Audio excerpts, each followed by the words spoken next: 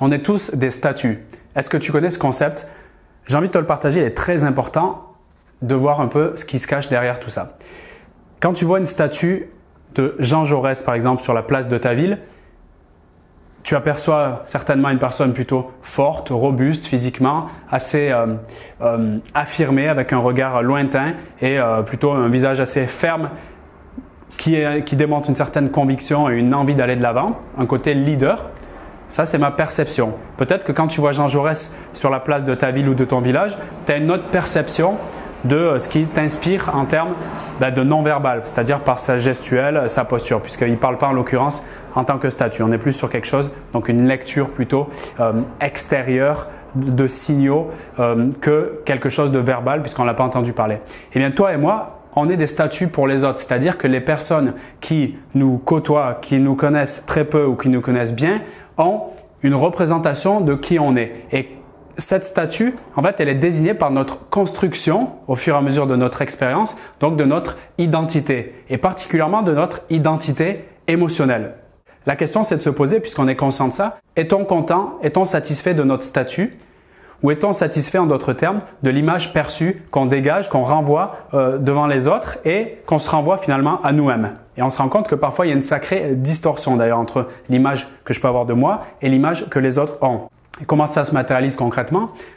Le visage d'une personne, comme on a dit l'exemple de Jean Jaurès, mon visage, ton visage, ma gestuelle, ma posture de base, naturellement, elle va donner énormément d'informations sur finalement quelles sont les émotions qui m'ont le plus traversé dans toute mon existence. Et ça va se graver sur le visage. Par exemple, quand j'étais gamin, j'avais une statue. Les statues, je précise qu'elles peuvent évoluer selon les phases de vie, selon les nouvelles croyances qu'on peut intervenir. On peut carrément modifier nos statuts et on peut carrément modifier notre statut, notre identité émotionnelle justement quand on prend les déclencheurs qui provoquent ces réactions et qu'on modifie nos comportements derrière. D'ailleurs, comme dans le programme de formation que je te propose là, qui est encore disponible dans le lien de la description, Warning émotionnel. Rejoins-le d'ailleurs si tu veux vraiment faire la différence dans ta transformation émotionnelle et du coup avoir un chemin de vie beaucoup plus enrichissant pour toi dans tous les domaines de ta vie. Ça, c'était pour la petite parenthèse. Maintenant, pour le petit exemple donc perso, j'avais énormément de réactions émotionnelles de peur qui sont installées, si tu veux, comme programme naturel chez moi quand il y avait une situation, en gros d'être apeuré la plupart du temps, ce qui fait que ça se gravait sur mon visage, ça se gravait sur ma façon de me tenir physiquement. Et donc, de l'extérieur, on pouvait dire, tiens, du genre, ah, Vincent, il a l'air plutôt peureux. Tu vois, ben oui, parce que quand on dit ça, qu'est-ce que ça veut dire? On dit, tiens, en fait, il a une statue, une identité émotionnelle de peur. Et tu t'imagines bien donc les comportements et les résultats que ça peut entraîner aujourd'hui, demain, dans une semaine, un mois, un an, 2, 3 ans, si la statue n'est pas modifiée ou en tout cas si elle ne correspond pas à ce que tu souhaites en termes de statut. Donc, ce que je suis en train de te dire là, c'est que pour évoluer, pour transformer, il faut déjà prendre conscience de sa statut, de son identité émotionnelle. C'est vraiment comme visualise ta carte d'identité, ta carte nationale d'identité avec ton visage, ton prénom, ton âge. Juste en dessous de ton prénom et ton âge, on rajouterait peur, colère, angoissé, stressé, joyeux, ultra excité, flamme relationnelle. C'est gravé. Et je te donne un autre exemple.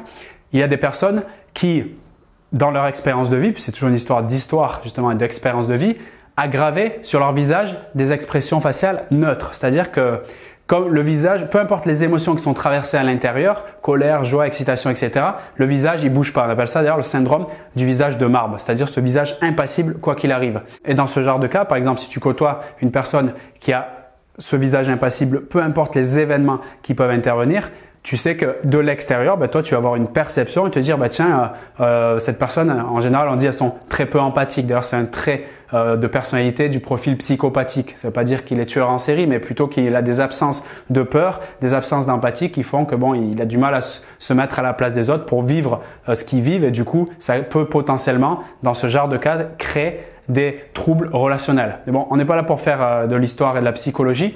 Juste, je te donne un exemple donc de ce visage de marbre ou bien du visage de la peur ou du visage de la joie qui va créer cette statue, cette carte d'identité émotionnelle.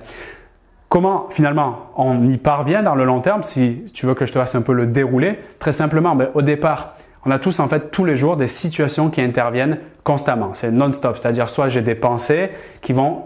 Avoir une pensée, c'est une situation déclencheuse, d'accord, qui va avoir une réaction émotionnelle. Ça va un peu bouger en moi.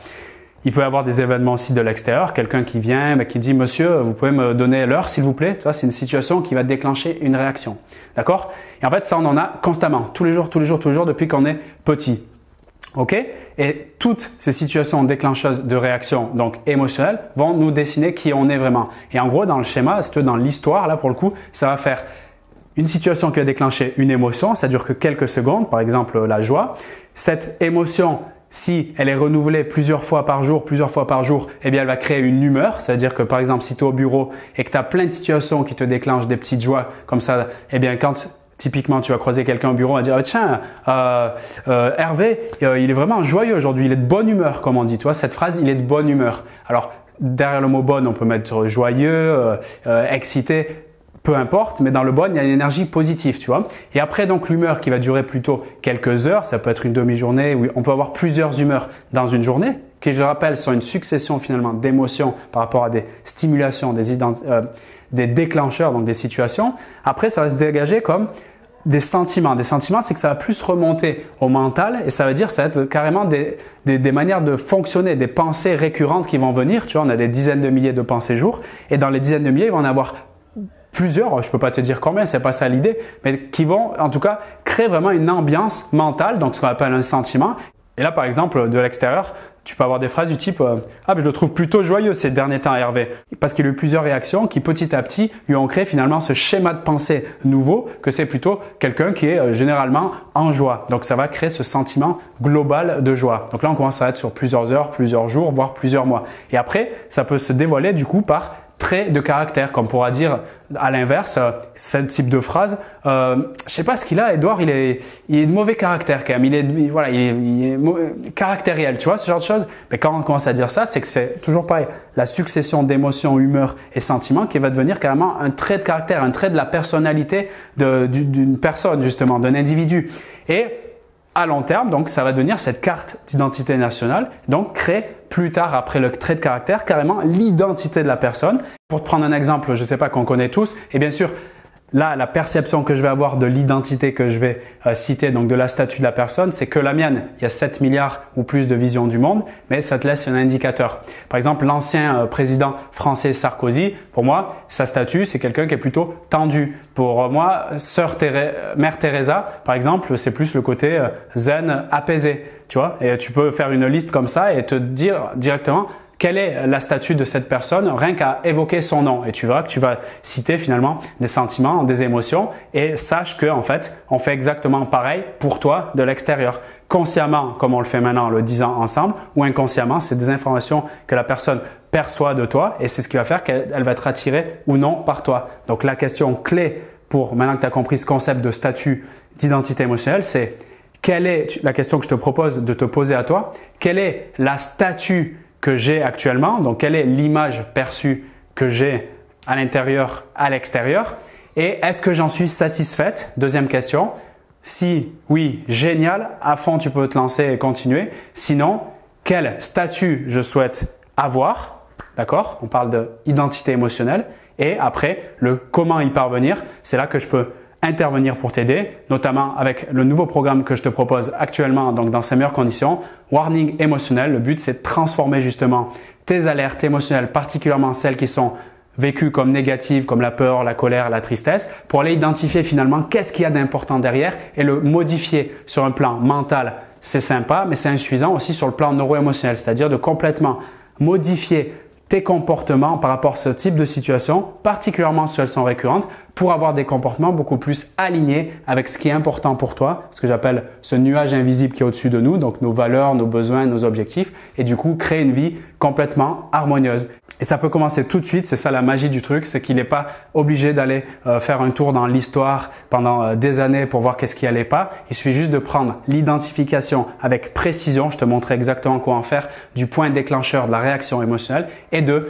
complètement agir immédiatement. D'ailleurs, cette méthode warning émotionnelle est géniale parce qu'il te faut simplement 15 minutes pour commencer à l'intégrer et pour après, aujourd'hui, demain et dans toutes les situations que tu vas avoir, puisque comme on le sait, on en a des dizaines et des dizaines par jour, pouvoir modifier tes comportements. Dans un premier temps, tes réactions émotionnelles vers plus de quelque chose d'agréable et après tes comportements pour quelque chose de plus harmonieux pour ta vie personnelle, professionnelle et pour les personnes de ton environnement. Donc, on est vraiment dans l'idée d'aller dans la paix, dans l'amour et dans la joie, de manière concrète et pragmatique. Je suis sûr que cette vidéo pourra être utile, ne serait-ce que pour la prise de conscience et pour aller après prendre les décisions vers où tu veux aller. Et pour les personnes qui souhaitent rejoindre le programme, déjà, merci parce que vous êtes nombreux à avoir commencé le programme. Ça fait toujours plaisir de voir des personnes qui vont dans l'action, qui se disent qu'en fait, c'est maintenant que je peux évoluer et j'ai pas envie d'attendre en fait que mon contrat ou que cette personne me quitte ou que je ne sais pas quoi qui arrive encore pour changer ou plutôt pour modifier des comportements ou des habitudes qui me gênent maintenant. Je décide de le faire tout de suite et c'est là que ça fait une grande différence. Donc, je te retrouve dans ce programme si tu l'as pas commencé. Je te dis à très vite aussi pour de nouvelles vidéos. Salut à toi!